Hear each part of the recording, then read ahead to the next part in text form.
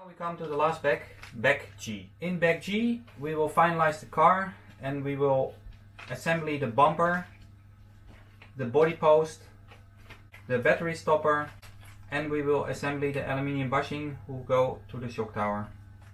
Begin with the bumper. Now take the front body post, attach the body post to the bumper. Before assembling the foam bumper, take out the small piece of foam, put it over like this. And now attach the upper part of the bumper and mount it with a long M3x15 screw. Assemble the rear body post and attach it like this. Before putting the shocks on, I'm gonna tweak the car with a tweak station and gonna tighten the top deck when I push the car down to make sure the chassis is straight. Before the installation of the shocks, I will measure the droop on both sides and make sure that they're even. When the droop is set correctly left and right, now you are able to tune the roll bar. Push one side up and check when the other side lifts up. Do this the same with the other side and they should lift up equally. If the roll bar doesn't lift up equally, you can adjust the roll bar linkage. Do that the same for the front. First make the droop equal and check the roll bar if it lifts up equally left and right. Now install the aluminium shock mount bushing, and the initial setup is 0, but you can also get option part 0.4, 0.8 and 1.2 mm, and it will change the shock position on the shock tower. Attach the bushing with an 8 mm screw. When that's done, attach the shocks onto the shock tower and onto the lower arm.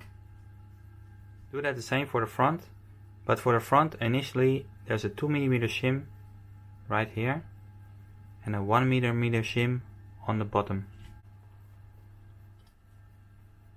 And this is the assembly of the battery holder.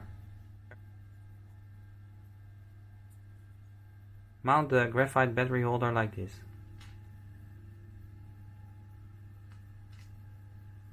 And tighten the bottom. As you can see, you can move the graphite battery holder more in and more out. It depends on the position of the battery. And mount the battery stopper right here. You can add more shims depending on how thick your battery is. This is how you close the battery stopper.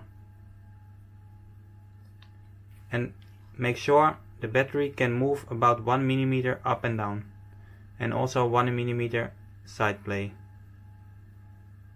And install the body clip for the desired height of the body shell. It's time to put on the tires.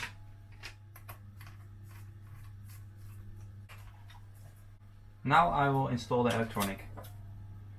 Take a little bit of double-sided tape and install it in the car. Do the same with the electronic speed controller. I have prepared the electronic speed controller so that the plus and minus from the battery is in this direction.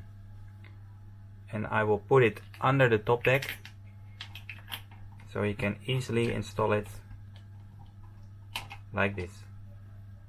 Install the motor to the motor mount and make sure that the spur gear and pinion have a little bit of play. Put the battery inside. The last thing before hitting the track, I'm gonna check the camber and the ride height. Make sure when you check the ride height that you adjust the left and the right shock equally. The ride height depends on the track surface that you race on.